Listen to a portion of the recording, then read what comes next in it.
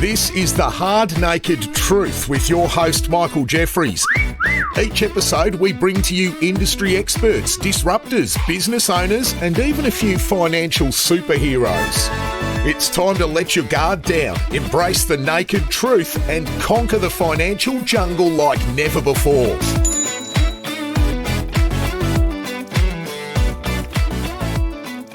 All right, welcome back to The Hard Naked Truth. I'm live here at LYD 25 Unstoppable Growth Conference, which has been a phenomenal couple of days.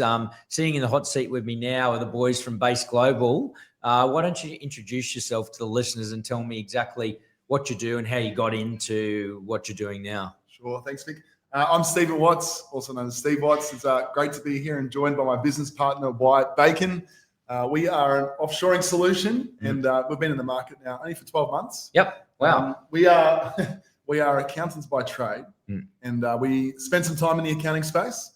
And myself, I was in a firm on the Gold Coast, which you may know, and then I moved to an awesome digital company called Banklink. Yep. Which was around for a number of years. Yes. And just after moving on from there, I joined MYOB and I ran part of their sales acquisition team for their practice software and spent best part of 10 years of my life with the Purple Banner. Yeah, wow. so most recently, though, I took a break from working and traveled the east coast of Queensland on our catamaran, and it was fantastic. What an experience. Absolutely awesome, and visited so many nice locations. And during that time, I actually visited places like Mackay and Cairns. Yeah. And Wyatt and I had a conversation about helping out practices who are in dire need of some boutique type services to support their growth and obviously their requirement for talents. Yes. And here we are now. And Mr. Bacon, your role in our business has obviously expanded quite a lot. He has a wealth of knowledge in the Philippines, growing awesome, amazing teams. Yeah. Yeah, exactly. No, we a little bit different to Steve. My background's sort of been working with businesses to help set up offshore teams probably over the first or last 10 years of my career. Yeah. So it just made sense that with Steve's background and connections through the accounting space, and then my, I guess, to some degree, level of expertise in the Philippines, it just makes sense to connect and see what we can do to help the firms that we're currently helping out now. Yeah, and do you find that firms are open to you coming out and helping them with their, working out why they're offshoring and stuff? Because one of the big, I've done a lot of webinars, and I've been in the Philippines for good 12 to 15 years probably, and one of the things I talk to them about a lot is don't go into it just on the basis of cost savings. That might be an output, but I've seen so many fail on the back end, and it's almost like a set and forget. We're going to just send the work offshore and they'll do it. But and the need to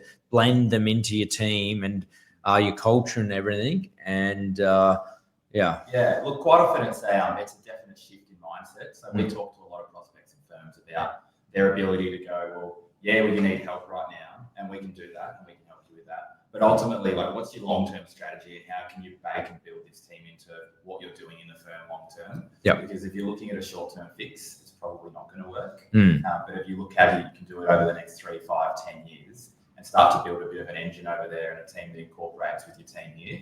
Yeah. Just a slight shift in mindset and how people sort of have an outlook on in doing that. Yeah. And how do you find, is there still some resistance in the country and accounting firms in relation to offshoring? And, since, there's, I used to hear, I don't want to send the work offshore, what about security? And,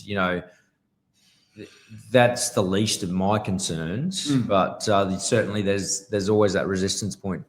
Absolutely. There's, I think the nature of the businesses that we work with, there's a resistance to change, which is fine. Yeah. But that's also brought about by so many changes coming through so frequently that a lot of our peers or colleagues are almost exhausted from the number of changes from the ATO or from providers who support them. Yeah. And if you think about organisations that are looking to potentially offshore and all the reasons not to do it, it can be easy to fall back into that seat and take the easy road, if you like. Oh, 100%. And say it's too hard.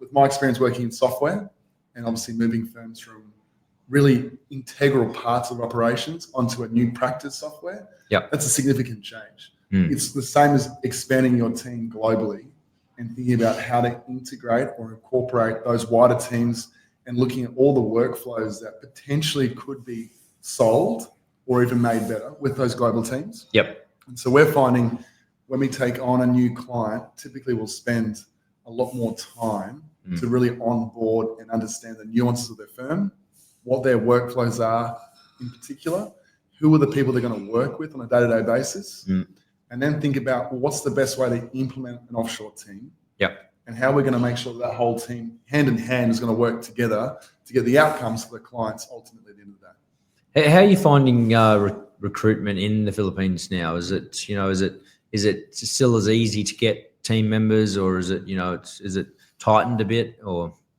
Fortunately, that's my area of the business. Now, look, I would say we spend a lot of time doing that. I would say it's equally as hard as it's ever been anywhere. Yeah. I would say in Australia it's tough. It's equally as hard in the Philippines. But again, it's our role to, like Steve said, understand the firm, get an understanding of what they want, and then we go out and find that type of person.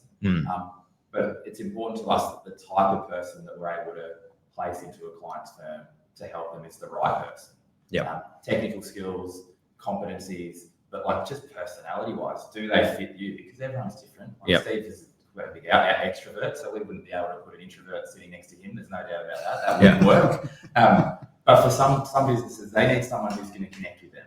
And so our job is to find the right person. And I'd say it's hard, but it's doable. There's a lot who want to post COVID and stuff want to work from home, and